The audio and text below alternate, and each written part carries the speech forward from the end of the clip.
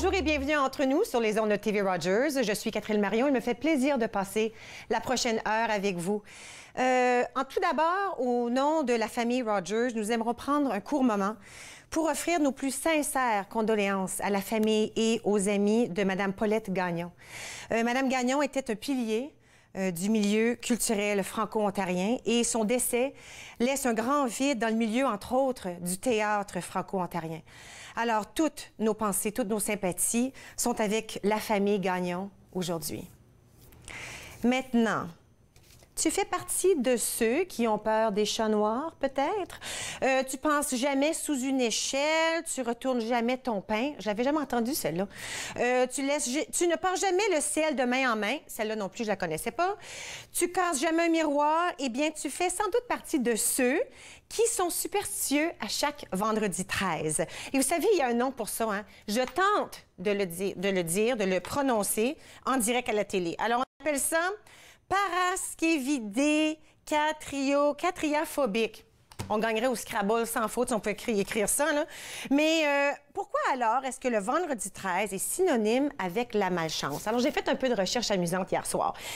Tout d'abord, le vendredi est un jour symbolique dans presque toutes les grandes religions. Pour les chrétiens, le vendredi correspond au jour de pénitence en mémoire de la mort du Christ. Selon la Bible, ça a eu lieu le vendredi, juste après son dernier repas partagé avec 12 apôtres. Alors, 12 plus lui, ça fait 13. Le vendredi est aussi considéré comme le jour saint dans l'islam, où a lieu la prière collective, mais aussi dans la religion juive, où a lieu la préparation du Shabbat. Enfin, selon la mythologie nordique, Odin, le dieu des guerriers, celle-là, je ne la connaissais pas du tout, avait jadis réuni 11 dieux pour partager un dîner. Alors, 11 plus lui, 12. Mais un 13e invité décida de se joindre à cette tablée. Loki était le dieu de la guerre. Il était pas mal fâché de ne pas avoir été invité. Alors, selon cette mythologie, on dit qu'une bataille éclata alors et Balder, un dieu bien-aimé, aurait reçu une flèche empoisonnée en plein cœur. Bon. Dans la mythologie gréco-romaine, 12 est considéré comme le nombre parfait. Alors, pensez-y. 12 dieux olympiens, 12 signes astrologiques, 12 constellations, mais ensuite 12 heures jour et 12 heures nuit. Alors, lorsqu'une unité s'ajoute pour arriver au nombre 13, le cycle parfait est rompu. Alors, voilà. Aussi, à Rome, on dit que c'est les vendredis que se déroulaient les exécutions. Alors, ça tombait un 13, là, bon, c'est pas des bonnes choses. Alors, les superstitions les plus populaires, il y en a plein, je ne peux pas en parler de tous, mais les chats noirs, bien, on disait il y a plusieurs siècles que c'était les animaux de compagnie des sorcières. Alors, on s'apprêtait vraiment à essayer de tuer, horriblement, tous les chats noirs. D'autres croyaient que c'était l'incarnation du diable. Bon, passer sous une échelle, OK. Alors, c'est évident, là, quand on passe sous une échelle, moi, je pense à, je veux pas que la peinture tombe sur moi ou la personne qui travaille en haut là, mais non, c'est parce qu'une échelle posée contre un mur forme un triangle, qui est le symbole de la Sainte Trinité. Et passer à travers ce triangle est considéré comme un sacrilège, parce que la personne qui passe brise le triangle. Bon. Le fait d'ouvrir un parapluie à l'intérieur, moi, je m'inquiète de frapper les lampes autour de moi, mais non, il semblerait-il que ça insulte le dieu du soleil. Et puis, évidemment, dans les cultures, c'est le dieu d'autre chose, là, mais celle qu'on connaît le plus, c'est le dieu du soleil. Puis, évidemment, il ne fallait pas fâcher les dieux. Hein? Il ne faut pas les mettre en colère. Casser un miroir, celle-là, je la trouve intéressante. Alors ça vient des Romains. Alors, ils disent que les Romains croyaient que les miroirs faisaient plus que renvoyer leur propre image. Ils pensaient que le miroir capturait l'âme de la personne qui s'admirait. Alors, forcément, si le miroir se brisait, il allait de même pour leur âme. Et comme ils croyaient que la vie elle-même se renouvelait à chaque 7 ans, il fallait attendre au prochain cycle pour que les morceaux brisés de la personne se reconstituent. Imaginez. Alors, certains pensaient qu'il était possible de conjurer le sort en attendant 7 heures avant de ramasser les petits morceaux cassés. Et d'autres enterraient les morceaux la nuit d'une pleine lune. Alors voilà, il y a retenir son souffle quand on passe à côté d'un cimetière, lever les pieds quand on passe une raille de train. Il y en a tellement. Ma soeur les connaîtrait tous. Anne-Josée, si tu étais ici, là, tu pourrais en parler. Là, t'es bonne, toi, dans toutes les superstitions. Alors voilà, pour s'amuser un tout petit peu, on parle de ça aujourd'hui parce que c'est vendredi 13 aujourd'hui. Je vous souhaite seulement de la bonne chance aujourd'hui. Pourquoi ne pas parler de ce qui se passe à l'émission? En premier temps, nous allons parler avec Anita Abramo. Alors, elle va nous démontrer et nous parler des techniques de tatouage cosmétique, surtout pour les femmes atteintes de l'alopécie ou du cancer, par exemple. Notre chroniqueur finance, M. Cédric Larigaldi, est de retour avec toute son expertise. On parle des REER. Moi, je vais m'informer parce que j'y connais très peu. Ensuite, nous allons discuter avec Peggy Civil, qui est consultante en communication. On parle de la communication et la force de la communication. Restez avec nous, vous regardez Entre nous sur les ondes de TV Rogers.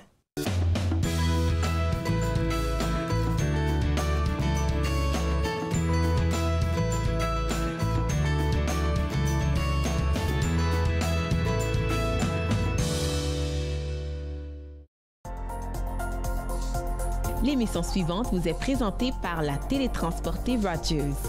Profitez du contenu exclusif gratuitement. Disponible au www.rogersanyplacetv.com. Mon nom c'est Diana Ombé et je suis bénévole stagiaire à TV Runners. Je suis en majeure partie occupée de la Régie Plateau pour l'émission Entre nous et d'acquérir des connaissances sur le terrain. Ici, tout le monde est super sympa, on veut vous aider, on veut vous apporter votre soutien dans les différentes activités à mener. J'ai aussi apprécié le fait que c'est très convivial et qui donne la possibilité aux jeunes de pouvoir exprimer leurs talents et leurs passions. Je pense que Rogers est vraiment le meilleur endroit. Au cours d'un examen de routine, le pédiatre de notre fille a détecté un souffle au cœur. Nous avons pensé qu'un ECG confirmerait que nous n'avions rien à craindre, mais nous avons été choqués par un diagnostic d'hypertension pulmonaire. Les samedis matins, c'est fait pour jouer, pas pour les médicaments. L'hypertension pulmonaire est une maladie des poumons rares qui peut être mortelle. L'HTP est incurable, mais des traitements sont disponibles. Parlez à votre médecin de l'HTP si vous ressentez ces symptômes inexpliqués. Ça pourrait vous sauver la vie. Si vous aimez rire, vous amuser, partir à l'aventure à la ferme et chanter, je vous invite chez moi, à la ferme de Jojo! À la ferme de Jojo, 2 épisodes de chaque jour dès 8h sur TV Rogers.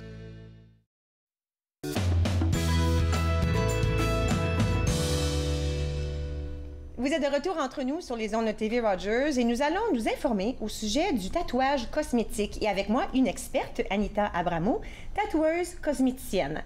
Je pense que les gens à la maison savent ce que c'est un tatouage. Moi, j'en ai plusieurs. Mais on n'est peut-être pas certain c'est quoi la différence entre un tatouage ordinaire ou un tatouage cosmétique. Oui. Il y a une grande différence? Bien, non, essentiellement, il n'y a aucune différence. Un tatouage, c'est un tatouage. Okay. C'est sûr, il y a certaines variances un petit peu plus différentes. C'est sûr parce que c'est le visage. Donc, la peau sur le visage, c'est quand même une peau plus mince, plus fragile. Donc, il y a certains outils qu'on peut peut-être utiliser différents. OK. Mais en effet, c'est un tatouage. Là, c'est sûr que là, c'est le gros phénomène. Tout le monde se fait tatouer, là. Mais là, l'autre affaire, je me dis, OK, tatouer son visage. Oui. OK, qu'est-ce qu'on tatoue sur le visage? Bien, je veux dire, moi, de toute façon, je fais beaucoup de choses en fait de tatouage. On fait les lèvres, les eyeliners, les sourcils. Wow! Là, c'est la grosse mode, évidemment, les sourcils. Là, c'est tout ça qu'on voit sur les médias sociaux, des choses comme ça. Mais souvent, quand on regarde les médias sociaux, je vois le mot microblading. Il n'y a pas de traduction pour ça, là. Alors, il faut que je le dise comme ça, là. Puis c'est ce que je vois le plus souvent. Mais toi, c'est pas nécessairement ça exactement. C'est quoi la différence? Bien, le microblading, c'est en effet du maquillage permanent. D'accord. La seule chose, c'est que c'est un outil manuel. Puis les gens, ils pensent que c'est quelque chose qui n'est pas permanent, des choses comme ça. Le problème, nous, dans notre industrie, c'est qu'il n'y a pas vraiment de...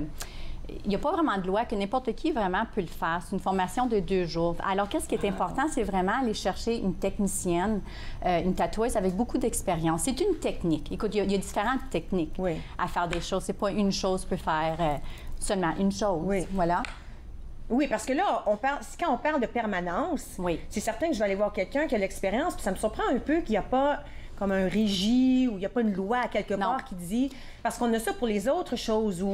Bien, comme coiffeuse, moi, j'ai des employés qui sont coiffeuses qui travaillent avec moi, puis eux, ils ont une licence, mais comme tatoueur, que ce soit paramédicaux, tatoueur cosmétique ou de corps, il n'y a pas de licence. Donc, c'est vraiment, la cliente doit vraiment faire ses recherches puis trouver quelqu'un avec de l'expérience. Avant qu'on montre quelques photos, parce que c'est vraiment magique, là, ce qu'on peut voir dans les photos, qui est la bonne cliente? Qui est le bon candidat pour... Tout le monde. Ah oui, hein? C'est vraiment tout le monde. Je veux dire, moi, ma clientèle varie vraiment. J'ai tatoué une jeune fille de 18 ans. Je pense justement que c'est une des photos. À 85. Finalement, je l'ai tatoué le visage au complet, les sourcils, le eyeliner, les lèvres, tout. Wow! OK. Alors, on va regarder quelques photos pour m'expliquer un peu qu'est-ce qui se passe, le pourquoi surtout, parce que j'ai trouvé ça inspirant. Alors, on va les mettre au hasard, voir quelle photo arrive en premier. Alors là, c'est évident. Tout à l'heure, dans l'intro, j'ai dit il y a des gens qui souffrent d'alopécie, puis il y a quelque chose d'autre, de cancer, puis il y a une autre maladie que j'arrive pas à prononcer. Trichotillomanie. OK. Et ça veut dire qu'on perd les poils, c'est ça? Bien, c'est pas qu'on perd les poils, c'est vraiment comment je pourrais dire ça, une compulsation vraiment de s'enlever, s'arracher les cheveux, enlever les cils. C'est vraiment une nervosité. OK. Souvent, ces femmes-là c'est ce que tu viens de prononcer, c'est pas l'alopécie, là. On parle de celui-là. D'accord. Ça, c'est l'alopécie, c'est vraiment un problème auto-immunitaire. Oui, c'est complètement différent. OK. Donc, si cette jeune femme-là est venue me voir, puis justement, ça faisait quand même quelques années. Ça, dans la vraie vie, n'est-ce pas? Exactement. On n'est pas, c'est pas exactement un miroir. Exactement. Il n'y a absolument pas personne là, dans la vie, là, à moins que tu aies Angelina Jolie, puis c'est Photoshop, là. La symétrie, je veux dire, on a tout un côté différent. Notre muscle, c'est sûrement ce sourcil-là qui va monter le plus. Fait le but, c'est jamais pour que ça soit parfait, mais c'est vraiment pour donner une réalité nouvelle à ces femmes-là. Et peut-être une confiance. Dans le temps qui nous reste, je vais aussi mentionner, tu fais un travail par rapport aux femmes qui ont le cancer du sein. Oui. Puis ça, j'y ai pas pensé à ça parce qu'il y a un cancer, il y a une opération qui se fait, et puis tu peux tatouer le mamelon. Oui. Là, moi, j'ai été à Rome pour une vraiment belle de formation pour vraiment faire ce travail-là. Okay. Fait que oui, je veux dire, j'aide les femmes qui ont eu le cancer. C'est vraiment une belle reconstruction du mamelon. Un peu image 3D. Souvent, les femmes vont dire, mon Dieu, c'est tellement beau, il me semble que je voudrais l'autre pareil. Tu sais, parce que c'est tellement réel. Alors, ça revient un peu à notre bien-être. Oui. Parce que, comme on a vu dans les images, quand on n'a pas de sourcils, on a l'impression que c'est plus plat. Alors, ça ramène un peu l'expression à nos visages. Puis là, on ne les a pas montrés, mais on tatouait aussi les lèvres. Les eyeliners. Et le eyeliner sur les yeux. Là. J'imagine ça veut dire que j'ai plus besoin de me maquiller le matin. C'est ça. Tu te réveilles, là, puis c'est fini. Oh, mon Gloss Dieu! and go! Ça marcherait pour moi tous les jours. Écoute, si les gens veulent avoir plus d'informations, je sais qu'il y a une belle page Facebook que les gens peuvent aller visiter. Oui. Et si on met ton nom, on peut la trouver tout de suite. Absolument. Mais aussi, le site web, c'est cosmetictattooingottawa.com. On l'a mis à plusieurs reprises à la télévision. Merci beaucoup. C'est moi qui te remercie. C'est extraordinaire ce que tu fais comme métier. Bon, alors, c'est à mon tour de prendre une toute petite pause. N'oubliez pas, cosmetictattooingottawa.com. Vous pouvez aller voir toutes les informations au sujet du travail que fait Anita. Nous allons prendre une toute petite pause et à notre tour, on va parler finances. Restez avec moi, vous regardez Entre nous sur les ondes de TV Rogers.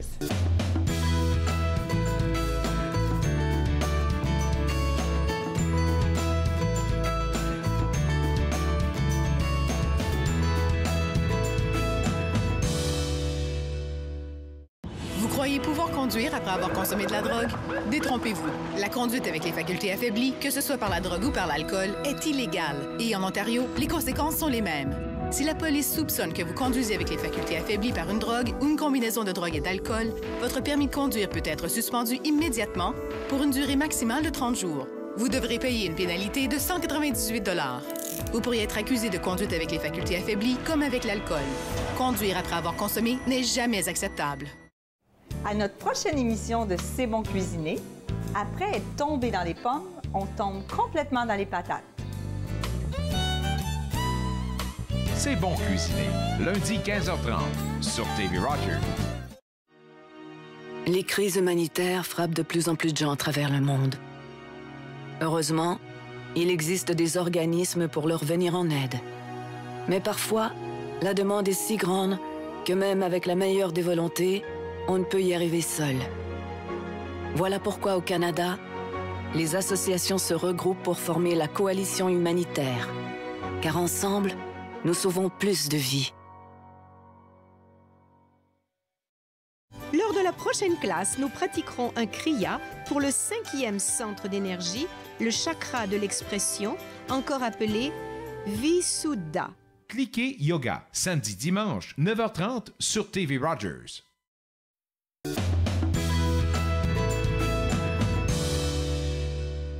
Vous êtes de retour entre nous sur les ondes de TV Rogers. Vous savez, au tout début, je parlais de toutes sortes de superstitions. Puis il y en a eu une au sujet de retourner son pain. J'avais jamais entendu ça. Eh bien, notre invité, Cédric Larigaldi, conseiller financier, est aussi expert dans pourquoi ne pas retourner son pain. Ça vient d'où, ça? Alors, moi, j'ai entendu ça de ma grand-mère. Paraît-il qu'il y a bien longtemps en France, lorsqu'on guillotinait les gens, puisqu'en France, c'est comme ça que ça se passait, le bourreau, un de ses privilèges, c'était d'avoir du pain gratuit. La personne qui allait se faire tuer, là? Non, celui qui tuait les gens. Celui qui tuait les gens, lui, avait le droit du pain? Pain gratuit. Donc, la personne qui meurt a droit?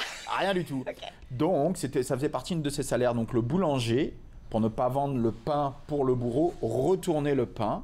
Et donc, quand le bourreau arrivait, il n'avait pas besoin de dire hey, « c'est moi le bourreau, j'ai besoin de mon pain ». Il prenait les baguettes qui étaient retournées, il savait que c'était pour lui. Et donc, ma grand-mère dit « Ah non, non, ça porte malheur parce que ça fait venir le bourreau ». Voilà, tu vois, c'est intéressant. Bon, on a fini, on s'en va. C'est pas vrai. Non, non, allez, bonne journée, au revoir tout le monde. OK, j'adore ces histoires. OK, maintenant, en toute sérieuseté, on parle de REER aujourd'hui. Et puis moi, je vais te dire... Peut-être quand tu vas commencer à en parler, là, mais je suis pas sans pas. Tu sais, il y en a toutes des initiales comme ça, là, des mots courts. Là. Plein de choses. C'est quoi celui-là? Alors, le REER, c'est un régime enregistré d'épargne retraite. OK. OK. Donc, on a épargne et on a retraite. D'accord. Enregistré, dès qu'on a un fonds enregistré, c'est qu'on a une aide fiscale que le gouvernement nous donne. OK. D'accord. Donc, le but principal du REER, on entend à chaque fois qu'il y a la deadline du 1er mars, il faut mettre votre argent dessus, c'est de réduire vos taxes. Ah, OK. En général, ou les taxes de l'argent que je mets dans le REER? Alors, imaginons que vous fassiez 100 000 $. D'accord. On prend un chiffre simple. Oui, oui. 100 000, eh ben, vous allez payer des taxes. Donc, lorsque vous déclarez vos taxes, vous dites j'ai fait 100 000 $ et donc le gouvernement vous dit pour 100 000, voilà ce que vous avez payé de taxes. Okay. Imaginons que vous mettiez 20 000 $ sur vos REER. D'accord. Au moment des taxes, vous déclarez vos 100 000, mais là vous dites oh, j'ai mis 20 000 sur mes REER. Donc on fait 100 moins 20 égale 80. Donc vous déclarez que vous avez fait que 80 000. Et donc on va calculer les impôts sur 80 000. Donc forcément vous gagnez puisque vous payez moins de taxes. Bon, et est-ce que l'argent dans le REER comme tel est taxé? Alors à l'intérieur il n'est pas taxé, il va grossir, il va faire des petits. Par contre, pas oublier qu'on vient d'avoir des taxes gratuites. Puisqu'on a baissé nos taxes. Oui. Je connais pas beaucoup de gouvernements qui disent « Oh, c'est pas grave. On va l'oublier. » Bon, on l'oublie. Non, le jour où vous retirez votre argent, là, vous payez des taxes. OK. Bon, mais ça, c'est plus tard. Bon, alors là, j'installe un REER. Est-ce qu'il y a une limite? Une limite ou un minimum? Est-ce que je dois mettre tant et est-ce que je dois m'arrêter à temps? Bonne question. La première chose, il faut que vous gagnez de l'argent pour ouvrir un REER. Oui. Je dois avoir un salaire. Exactement. Alors, ça paraît bête, mais quelqu'un qui a 50 ans, une femme qui serait restée toute sa vie à la maison pour éduquer ses enfants, elle n'a pas de place pour ses REER. Elle n'a jamais fait de revenus. D'accord. À l'inverse, un jeune qui a 14 ans, qui crée un jeu vidéo, qui vend ça à 10 millions de $, il a de la place pour mettre ses REER, il vient de faire un revenu. OK. Alors, ça prend un revenu. Ça demande un revenu. Puis un revenu de longue date, comme si, disons, je commence un nouvel emploi. Là, j'ai mon 50 ans, là, je suis la maman à la maison. J'ai 50 ans, là, je commence, j'ai un bon emploi. Est-ce que je peux, dans 6 mois, ouvrir un REER? L'année d'après. OK, alors 1 an. Oui, il faut avoir, parce qu'on va ça calcule. Il faut que le gouvernement calcule. L'année dernière, vous avez fait tant, vous avez ouvert une petite fenêtre. Compris. Normalement, c'est 18% de votre salaire. 18? Vous avez le droit à 18% de votre salaire. OK, droit. OK, alors 18, c'est la loi ou je C'est le maximum. Oh, c'est le maximum. Donc, si vous faites 100 000, l'année prochaine, vous aurez le droit de mettre 18 000 sur votre REER. Si vous n'utilisez pas ce 18 000, la place va rester là. Vous pouvez le mettre quand vous voulez. OK. OK. Mais est-ce que je peux mettre 5 000? Disons, j'ai fait 100 000, mais là, j'ai... Vous mettez 5 000, 2 000, 25 $, vous faites ce que vous voulez. D'accord. Par contre, si vous faites 200 000 $ par an, 18%, ça vous fait 36 000 $. Oui. Vous ne pouvez pas mettre 36 000 $. Ah, il y a un maximum. D'accord. Tous les ans, ça augmente. On est aux alentours de 25 000 $, 26 000 $ pour 2017. Ça, c'est le maximum que vous pouvez mettre. Donc, quelqu'un qui fait 1 million de $, ne peut pas mettre plus de 26 000 $ sur son REER. OK, 26 000 en 2017, 26 000 en 2018, alors Exactement. par année. OK. Exactement. Il y a un plafond. Pourquoi? Parce que le but, c'est de sauver les taxes. OK. Mais les gens qui font beaucoup d'argent, le gouvernement dit, vous n'avez pas besoin de sauver tant de taxes que ça. Quelqu'un qui ferait 10 millions de $ par an, OK, vous allez payer beaucoup de taxes, mais il vous en va rester un sacré paquet. Et puis, vous n'allez pas avoir de problème pour payer la garderie ou ou acheter des pâtes. Donc, le but, c'est de pouvoir aider les gens qui commencent à faire un peu d'argent et qui pensent qu'ils ont trop de sous. Trop de sous à payer pour les taxes. OK. Alors, moi, je peux décider... Est-ce que je peux sauter 1 an? Alors là, j'ai un REER. Là, cette année, c'est grave. J'ai l'université, j'ai des garçons jumeaux, quelque chose brise ma voiture. Est-ce que cette année, c'est comme, oups, je peux rien mettre? Vous pouvez mettre quand vous voulez, arrêter quand vous voulez, reprendre quand vous voulez. Votre fenêtre est calculée sur chaque année ce que vous faites. OK. Moi, j'ai des clients, on regarde leur retour d'impôt de 2017, puis on voit qu'il y a une fenêtre qui est de 52 767 et 72 cents. Ça, c'est la fenêtre qui a été calculée depuis qu'ils ont commencé à travailler. Ils n'ont jamais mis d'argent sur les REER, c'est pas grave. Mais aujourd'hui, ils pourraient mettre 52 000 d'un coup. Parce que ça s'est accumulé d'année en année. Mais alors, le 26 000 qu'on a dit, ça, c'est parce que tu n'as mis 26 000 l'année passée. C'est ça que parce que tu disais, on a 26 000, c'est le max qu'on peut mettre d'un coup. Oui, d'un coup. Mais si j'ai rien mis l'année passée... Ben, vous pourriez mettre 52, c'est ça, exactement. C'est ça, là, exactement. Ils prennent ça en considération. Oui. OK, d'accord. Bon, et là, tout est dans ça. Est-ce que je peux sortir de ces sous-là pour faire quelque chose? Comme tu dis, j'ai besoin d'un 100 000 pour quelque chose. Est-ce que je peux juste Très bonne question. Alors, vous avez 3 options. OK. La première, les sortir. Vous allez payer les taxes au moment où vous allez sortir. Donc, vous avez 100 000 dessus. OK. Vous les sortez. Grosso modo, vous allez payer 30% de taxes. Donc, sur les 100 000, il va vous en rester 70. OK. Deuxième option, vous allez acheter une maison pour la première fois en Ontario. Ah, oui. Vous avez le droit de les sortir sans taxes. Donc là, vous les sortez pour l'achat de la maison. Ça va vous utiliser pour le down payment qu'on a dit en anglais. Oui. Et par contre, vous avez 15 ans pour les remettre. Donc, il faut vous repayer. Il faut remettre l'argent. Oui, parce que vous avez gagné. Le jour où vous avez mis les sous dessus, vous avez gagné des taxes. Oui. Là, on est servi pour la maison. Mais il faut que vous remboursiez ces taxes-là à un moment donné. OK. Donc, il faut que vous les remettiez pour que vous les ressortiez un jour normalement. Et là, vous paierez les taxes. OK. Troisième chose, si vous êtes un adulte, vous retournez à l'université. Ah. Vous avez 45 ans, vous dites je gagne pas bien ma vie ou je veux changer de carrière. Oui. Et bien là, vous avez la possibilité également d'utiliser ça. Mais on a des formulaires très spécifiques parce que c'est toujours l'agence du revenu. C'est pas votre banque, c'est pas moi qui gère. C'est l'agence du revenu qui gère. Non, c'est le gouvernement. Là, on fait une demande, on envoie les papiers. Si le gouvernement dit tous les papiers sont en règle, c'est la première fois que vous achetez une maison, pas de problème. Vous pouvez le faire pour une deuxième maison, mais c'est plus compliqué. Ça se passe par exemple ça peut arriver pour un divorce. OK. Vous achetez une maison, première fois, vous divorcez, vous revendez votre maison, mais peut-être qu'à un moment donné, vous allez devoir en racheter une autre. Oui. Et il vient d'où votre down payment? Des fois, vous n'en avez pas. Ouais. Si ça fait au moins 5 ans que vous êtes locataire, vous avez le droit de réutiliser vos REER. Si vous avez déjà tout remboursé, bien sûr, ce que vous deviez déjà à l'avance, mais vous aurez le droit de récupérer une deuxième fois. Donc, vous avez le droit de l'utiliser. Normalement, avant, ça s'appelait First Time Home Buyer. Oui. C'est plus First Time maintenant, c'est Home Buyer. Parce que vous avez le droit de l'utiliser une deuxième fois, voire une troisième fois, mais c'est dans avec des circonstances. Voilà, très spécifiques. On ne peut pas faire n'importe quoi. OK. On arrête ici, parce que là, je pensais, qu'est-ce qu'on fait après? Qu'est-ce qu'on fait avec cet argent-là? Qu'est-ce qu'on fait avec, puis qu'est-ce qui arrive après? C'est ça. C'est beau? Oui. On va prendre une petite pause. Et là, je me sens intelligent. J'ai comme l'impression d'enfin comprendre c'est quoi un REER. Cédric reste avec moi et j'espère que vous allez rester avec moi aussi. Vous regardez Entre nous sur les ondes de TV Rogers.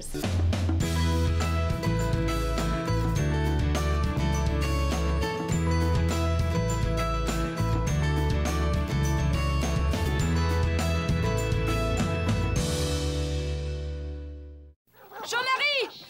Le feu! La maison des voisins est en feu! Ça brûle partout! Le feu s'en vient! Vite! Il faut sortir les animaux d'état! Ça se rapproche! Sautez sur le cheval! La maison brûle! La rivière! Faut aller à la rivière! On peut pas tout laisser! Il faut que tu t'accroches! Dépêchez-vous! On n'a plus le temps! La rivière! On est arrivé! Je sais pas nager! Oui, tu peux! Vite! Vite! Oui, va dans l'eau! Je peux pas! Attention aux étincelles! Ses cheveux sont en feu! Arrose-les! Tiens-les dans l'eau! En mai 1870, le feu s'étendit le long du Saguenay sur plus de 150 km, détruisant tout. Une des familles qui survécurent s'aspergea toute la nuit. Une famille parmi des milliers d'autres dont le courage et les ressources ont façonné ce pays. Cette semaine, à l'émission Court-Circuit, on rencontre l'artiste Justin Lacroix, un franco-manitobain qui était en nomination lors de la semaine Trior. Soyez à l'écoute. Court-Circuit, vendredi 21h sur TV Rogers. À la prochaine émission, nous vous présentons la première partie de notre rencontre avec Sœur Fernande Quesnel. Elle portait le nom de Sœur Rose de la Sagesse. Donner sans compter, vendredi 15h sur TV Rogers.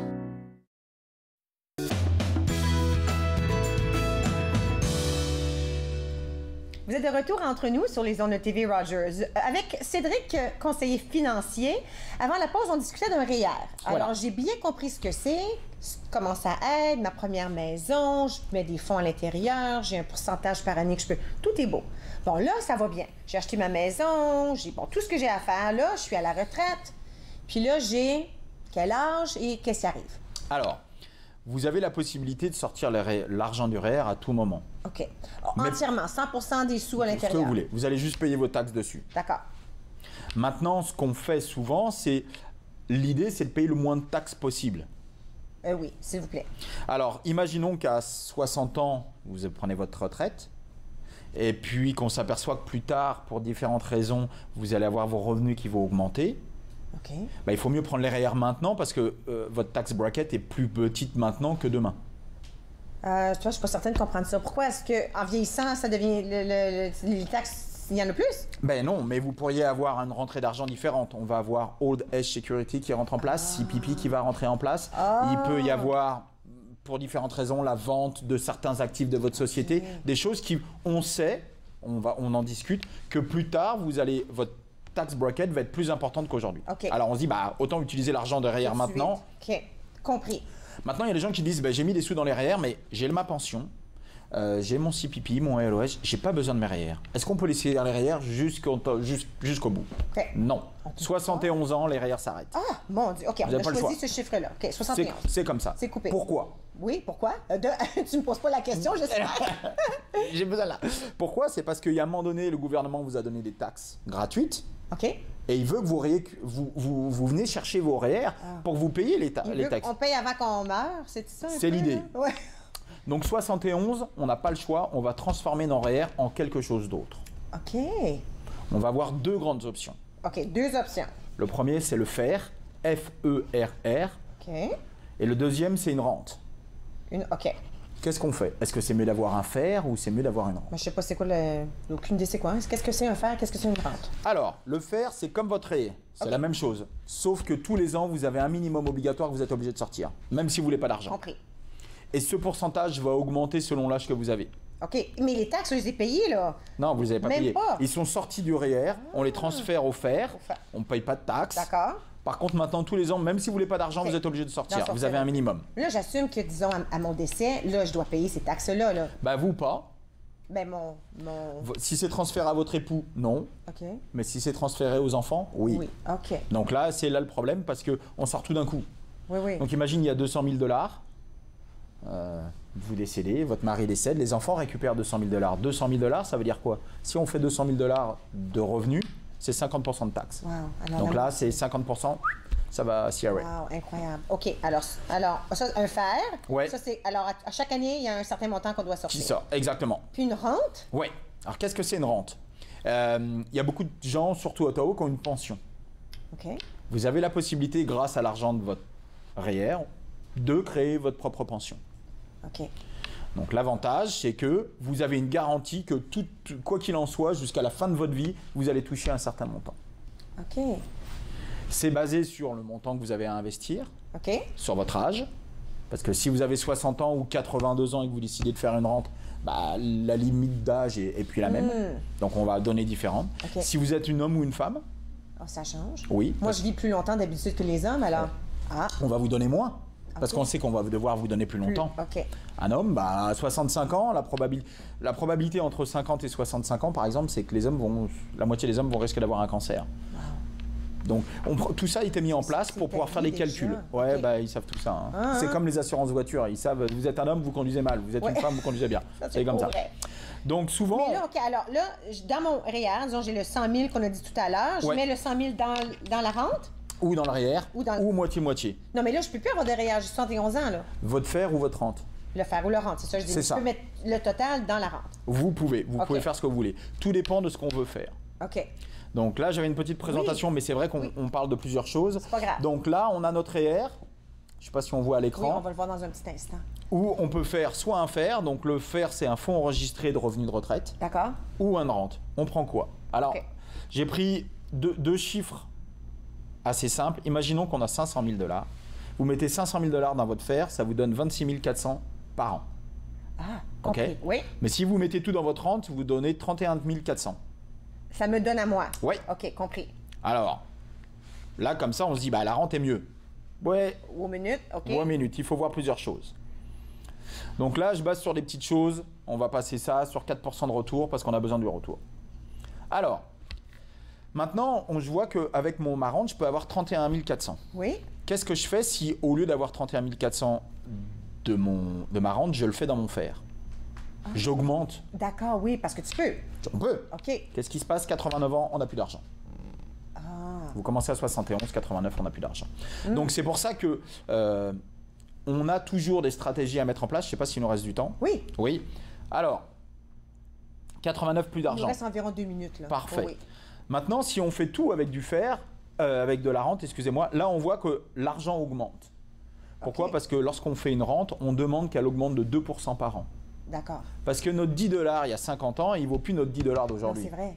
OK. Pareil, notre 31 400 d'aujourd'hui, dans 40 ans, il ne vaudra plus 31 400. Donc, on demande à la rente d'augmenter de 2% par an. Donc là, si on prend une rente, on a de l'argent pour plus longtemps. D'accord. Alors, tout le monde dit, bah, pourquoi tout le monde ne fait pas une rente? La chose, c'est qu'il faut que vous continuez à vivre. Parce que si vous décédez, selon le rente que vous avez choisi, l'argent que vous avez mis peut être perdu. Oh, là, OK. Là, ça, c'est moins drôle. Ça, c'est moins drôle. Donc, on essaye toujours d'avoir une garantie pour que, OK, quelle est la probabilité que vous allez vivre longtemps? OK, mes 2 parents sont morts à 55 ans de cancer et mes grands-parents aussi. OK, la probabilité que vous allez vivre longtemps est pas folle. Et puis, chez nous, chez ma mère, ma grand-mère, c'était 101. J'ai des oncles et des tantes qui approchent le 80, 90. Tout le monde est en santé. Alors, c'est ça. Pour nous, si j'ai ces gènes-là... Ça risque. La deuxième question, est-ce qu'il y a une succession? Parce que là, on dit qu'il n'y a plus de succession pratiquement. OK. Et s'il y a une succession, alors il faut... Là, on a quoi faire, revenu, pas de revenu, laisser un leg. Donc l'idéal, c'est de trouver un équilibre entre revenu, liquidité et succession. D'accord. Et ce qu'on essaye, c'est de faire un petit peu des deux en fin de compte. Au lieu de dire le fer est mieux, le rente est mieux, non. On va mettre un peu d'argent sur le fer. Et puis le fer va nous permettre de donner une succession dans un sens. Parce que si vous décédez, ça va passer à votre mari. C'est beau. Ouais, mais qu'est-ce qui se passe? Parce que je ne veux pas qu'à 89 ans, j'ai plus d'argent. Donc la rente, elle va vous donner de l'argent, quoi qu'il en soit, que vous décédiez ou non. Alors on peut faire un peu des deux. Exactement. Donc c'est ce qu'on trouve, c'est ce que je dis toujours, c'est équilibrons. Ça ne sert à rien d'être trop risqué ou non dans un investissement. Trouvons un équilibre, ce qui permet d'atteindre les objectifs, que vous viviez 40 ans ou qu'il y ait un décès inattendu.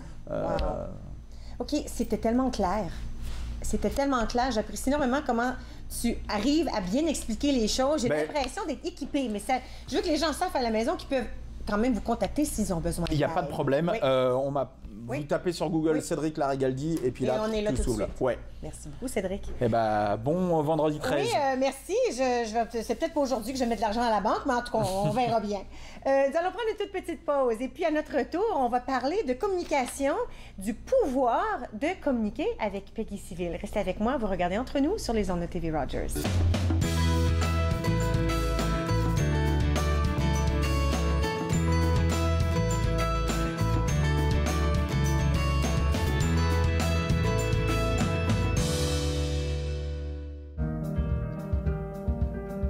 Mon nom c'est Zachary, puis je suis bénévole coop à TV Rogers. J'ai vraiment aimé mon expérience à TV Rogers, spécialement en mobile, où j'ai fait hockey, soccer, football. Dans mon futur, j'aimerais vraiment poursuivre en production télévisuelle. Aussi à Toronto, j'aimerais faire du cinéma. Ici à TV Rogers, j'aime vraiment mon expérience parce qu'il y a plein de personnes ici pour m'aider et c'est une atmosphère vraiment joyeuse. Cette émission vous plaît? Vous pouvez vous en procurer une copie DVD en composant le 613-247-4601 ou en visitant le tvrogers.com.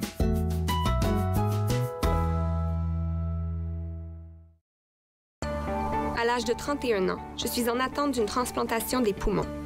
On me dit tout le temps, « Tu n'as pas l'air malade. » C'est une chose d'avoir à gérer mes symptômes physiques, mais parce que je ne parais pas malade, je dois aussi faire face à ça.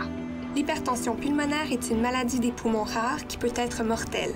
L'HTP est incurable, mais des traitements sont disponibles. Parlez à votre médecin de l'HTP si vous ressentez ces symptômes inexpliqués. Ça pourrait vous sauver la vie. Savez-vous que plusieurs éléments clés peuvent réduire vos risques de chute? Joignez-vous aux séances d'exercice en force, en équilibre.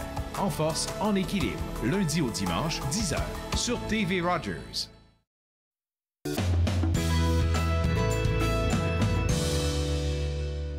Vous Vous êtes de retour Entre nous sur les ondes de TV Rogers. Avec moi, Peggy Civil, consultante en communication. Et puis, on se parlait juste pour rigoler du vendredi 13. Puis ça a l'air que t'en connais une bonne superstition. Faut que tu partages ça. Oui, bien, au fond, ça vient de ma grand-mère. Les meilleures viennent de nos grands-mères. De nos grands-mères. En général, elle me disait vraiment, le vendredi 13, fais attention.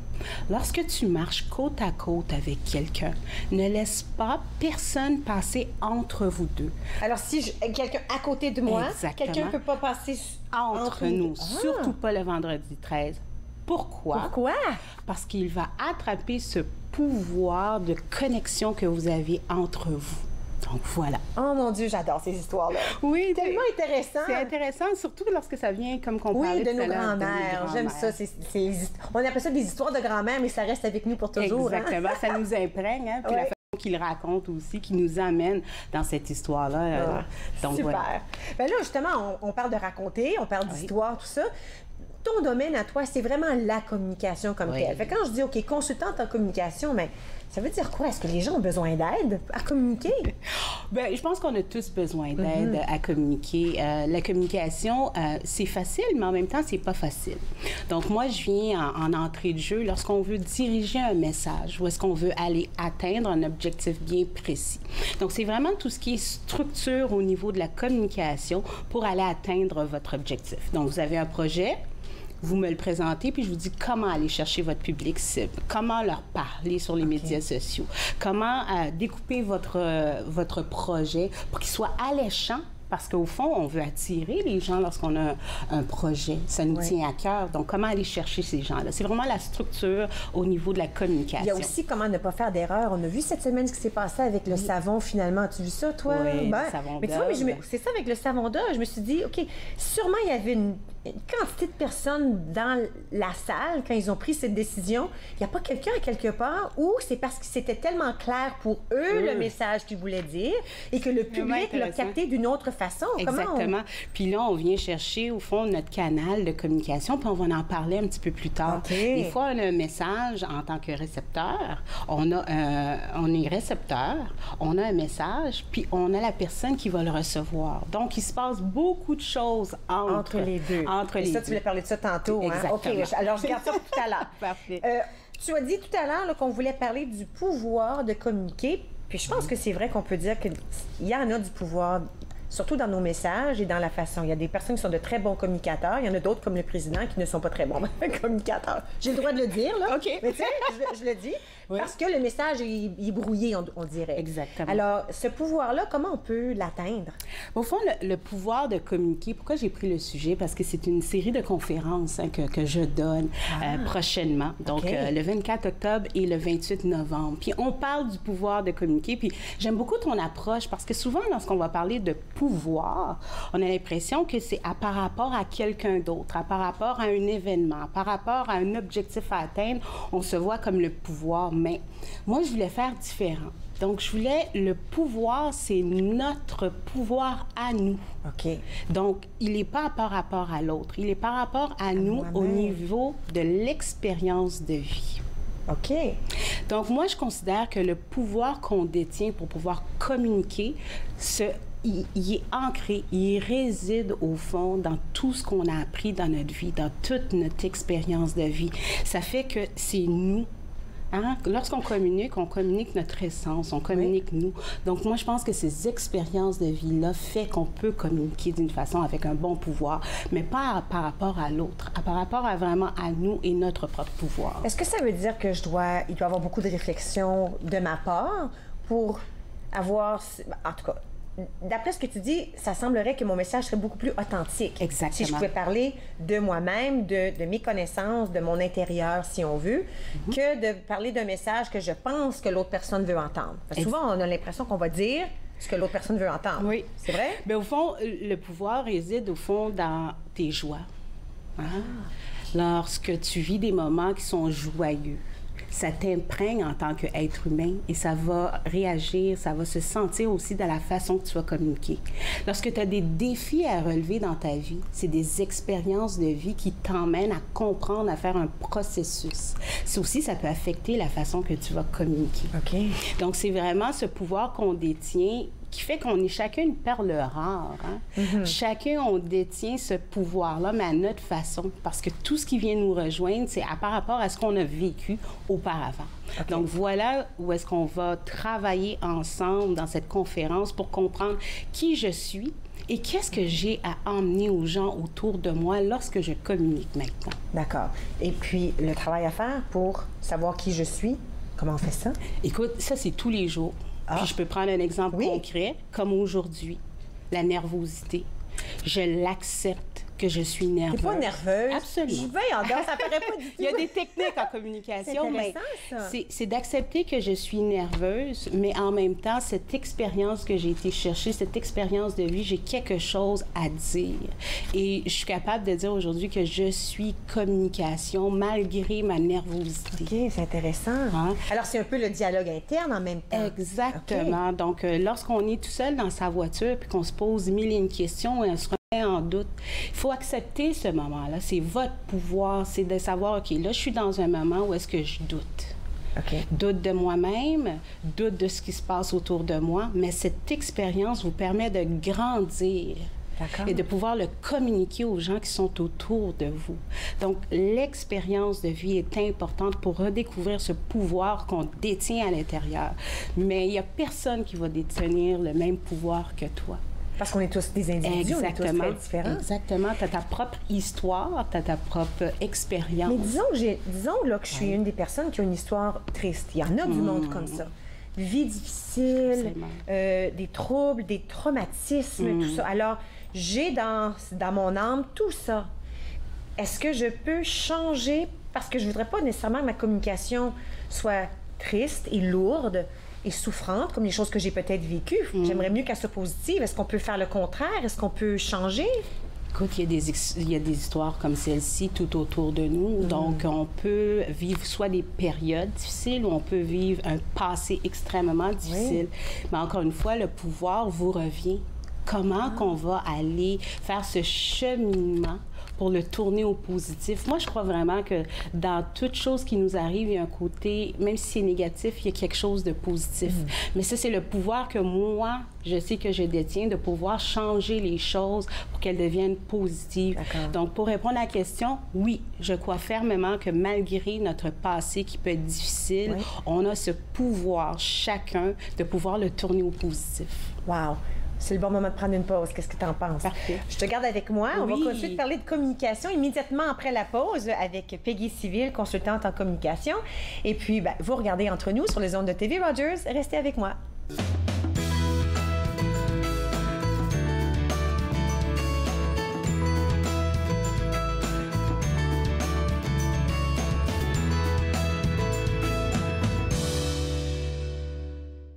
Et leur mission première, c'est de faire de l'information. C'est ça, la mission première. Le reste, ce sont des vecteurs. Être franco-ontarien, lutte, combat éditoriaux. Vendredi 15h30 sur TV Rogers.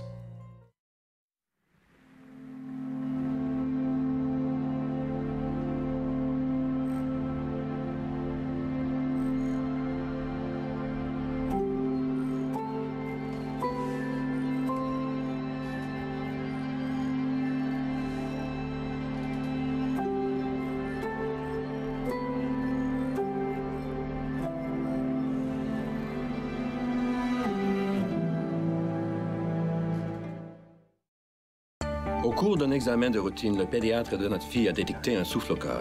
Nous avons pensé qu'un ECG confirmerait que nous n'avions rien à craindre, mais nous avons été choqués par un diagnostic d'hypertension pulmonaire. Les samedis matins, c'est fait pour jouer, pas pour les médicaments. L'hypertension pulmonaire est une maladie des poumons rares qui peut être mortelle. L'HTP est incurable, mais des traitements sont disponibles. Parlez à votre médecin de l'HTP si vous ressentez ces symptômes inexpliqués. Ça pourrait vous sauver la vie. Certains sujets vous intéressent, vous vous sentez concerné par votre communauté et par la communauté des aînés? Bien, écoutez Encore jeune. Nous sommes là pour vous. Encore jeune, jeudi 20h30 sur TV Rogers.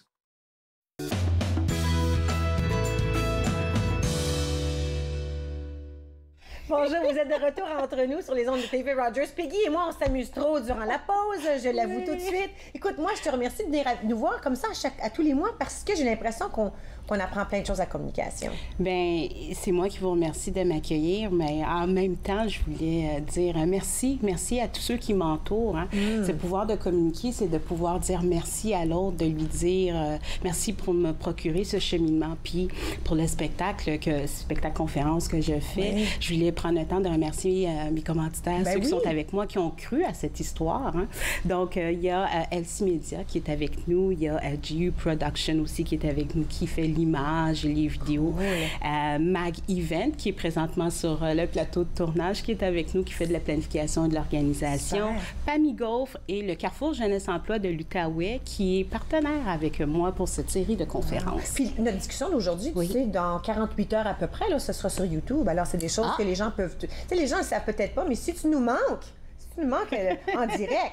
On est sur C'est bon parce qu'il y a plusieurs personnes qui posaient la question. Donc voilà, le pouvoir de communiquer, voilà, elle a communiqué le message. Alors, on parlait de pouvoir au tout début, puis là, communiquer, juste communiquer comme tel.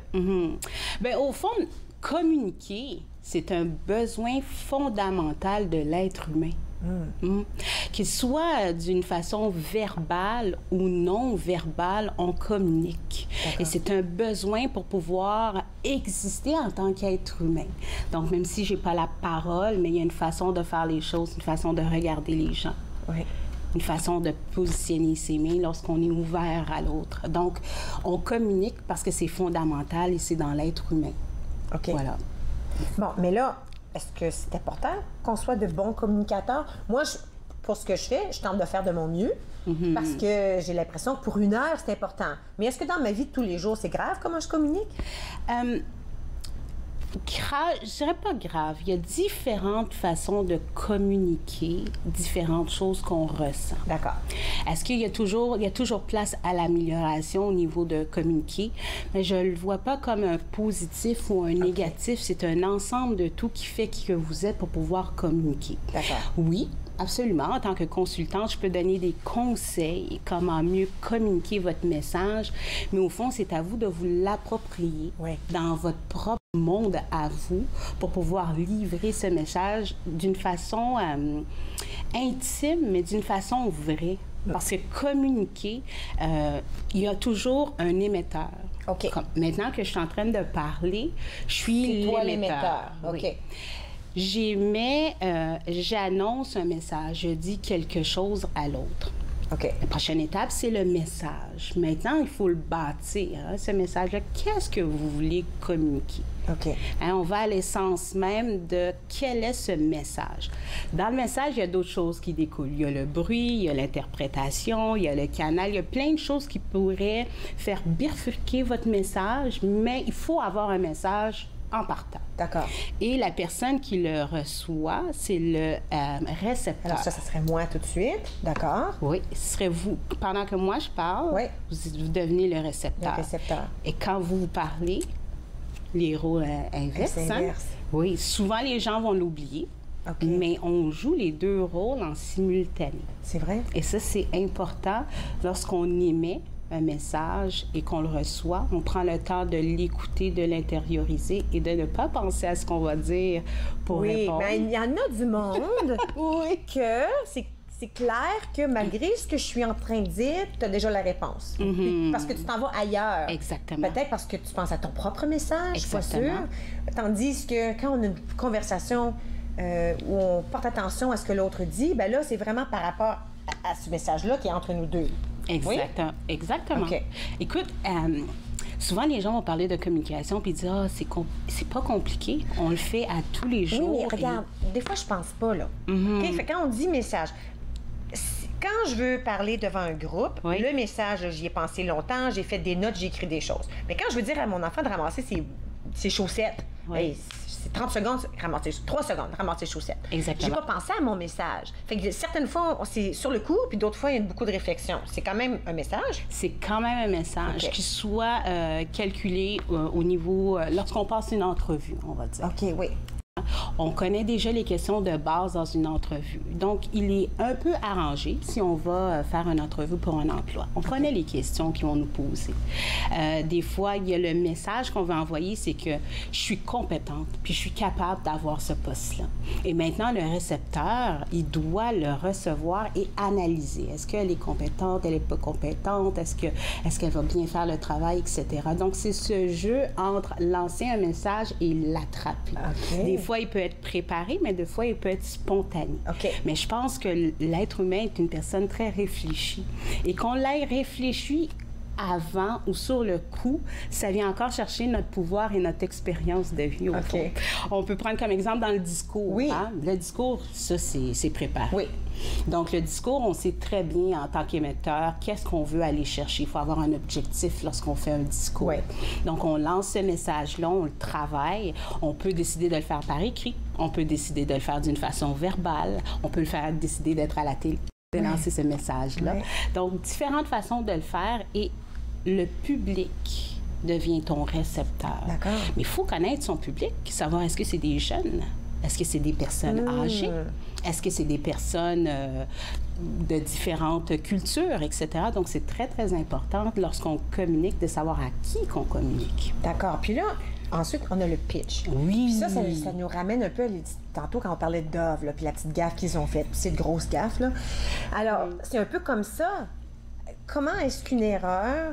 Mais là, tu avais dit tantôt, des fois, c'est la perception du récepteur, hein, j'utilise le bon mot, tandis que ce qu'eux voulaient dire, c'était pas ça du tout. Alors, il faut faire attention à notre pitch. Il faut faire attention à notre pitch de vente, mais on peut pas non plus tout contrôler. Ouais. Hein? Il y a un aspect aussi organique dans ce qu'on fait. Il faut aller avec une fibre humaine. Moi, je suis beaucoup dans la fibre humaine. Okay. Différentes personnes font qu'il y a une différente façon de penser, d'analyser les choses. Un pitch de vente sert à vendre. Tout le monde dit à vendre quelque chose. Dans Dove, il sert à vendre le produit Dove. Ouais. Moi, je dirais plutôt, même avant le... Là, c'est un produit, mais oui. Lorsqu'on parle d'une personne, même avant de vendre un projet, avant de vendre ton produit, il y a l'essence même de qui tu es. Ah. Parce que si j'accepte pas ou que je ne comprends pas qui tu es, ça va être difficile pour moi d'acheter ton idée, d'acheter ton projet, etc. Wow. Donc, moi, je dis que le pitch de vente, c'est de vendre l'essence de qui que tu es à travers tes mots, à travers ton cheminement. Les gens l'oublient, mais si tu as une allure très fermée ou une façon de communiquer extrêmement fermée, que ton projet va me rapporter 1 million, ça va rien changer à ma décision. C'est toi que... Je veux connaître toi avant même de savoir qu'est-ce que ton projet. Alors, avant de manquer de temps, là, oui. Tu as apporté quelque chose. Oui, je voulais vous faire écouter la musique de Émeline Michel. D'accord. Ça s'appelle « Fais vent ». Puis pour cette conférence, c'est la musique thème parce que je me dis que fais vent, fais du vent. Hein? Ce pouvoir, c'est de faire du vent, c'est de toucher les gens qui sont autour de nous, c'est d'imprégner les gens avec la communication. Il faudrait le faire tout de suite parce qu'on est presque hors temps. Est-ce qu'on peut le commencer? Oui, on va le commencer. Voilà. Merci beaucoup, puis on va écouter ça en quittant l'émission. D'accord? Merci.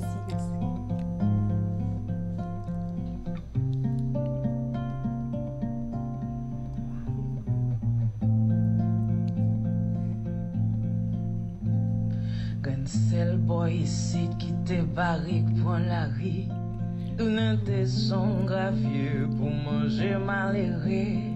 Les midis tout bourri caproni.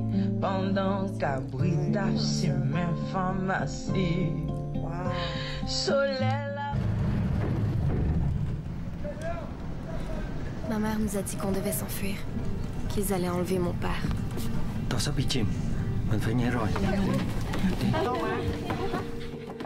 Si mes parents avaient peur, ils nous l'ont toujours caché. Mais jamais nous oublierons notre départ forcé du Vietnam. Nous étions perdus. Quel était votre emploi au Vietnam? Professeur d'université. Nous n'avions plus de maison. Avez-vous de la famille au Canada? Non, aucune. Et personne ne voulait de nous. Bienvenue au Canada. Le Canada nous a choisis. les Canadiens ont ouvert leurs frontières, leurs foyers et leurs cœurs à plus de 100 000 réfugiés qui ont fui la persécution après la guerre du Vietnam. Nous étions enfin chez nous. Cette semaine, à Ma vie, mon assiette, nous parlons d'arthrite avec Carole Saint-Don et nous réinventons nos favoris en cuisine. Ma vie, mon assiette, vendredi 20h sur TV Rogers. Je vous lance l'invitation d'être là à chaque semaine avec ma brochette d'invités de chroniqueurs. On parle de toutes sortes de sujets. Je suis certaine que vous allez être intéressés.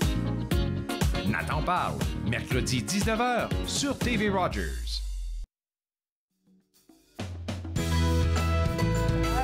Nous avons eu. N'oubliez pas que chacun de nos invités ont souvent une adresse courriel ou une page Facebook que vous pouvez visiter. cosmetictattooingottawa.com si vous voulez vous informer au sujet du tatouage, surtout pour le visage. Cédric Larigaldi, il s'agit de faire un Google. On le voit sur Facebook, on le voit sur Twitter. Et ensuite, civilcommunication.com, une toute nouvelle adresse pour Peggy Civil. Alors, si vous voulez avoir des informations à son sujet. C'est le temps de la fin de semaine, mais lundi, on revient avec une toute nouvelle émission. Alors, Aura Marina Sawyer nous parle de son cheminement vers l'enseignement en espagnol. Nous allons parler de la simplicité volontaire, du Musée des Beaux-Arts et aussi du festival DJ60. Faites attention aujourd'hui, vendredi 13. Bon week-end. C'est au retour à lundi.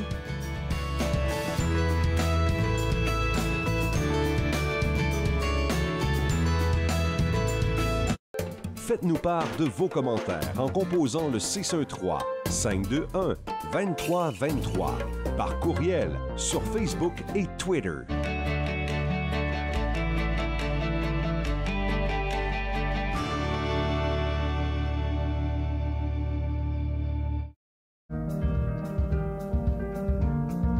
Je suis Dominique Lheureux et je suis bénévole chez TV Rogers. J'ai commencé en tant qu'étudiant coop et j'ai continué parce que j'aimais tellement ça. Donc, je continue en tant que bénévole. C'est merveilleux. Quand on est en studio, on fait les caméras, le régie plateau, le son. J'aime ça parce qu'on est comme une famille. Je suis autiste puis je suis capable de faire TV Rogers. Vous croyez pouvoir conduire après avoir consommé de la drogue? Détrompez-vous. La conduite avec les facultés affaiblies, que ce soit par la drogue ou par l'alcool, est illégale et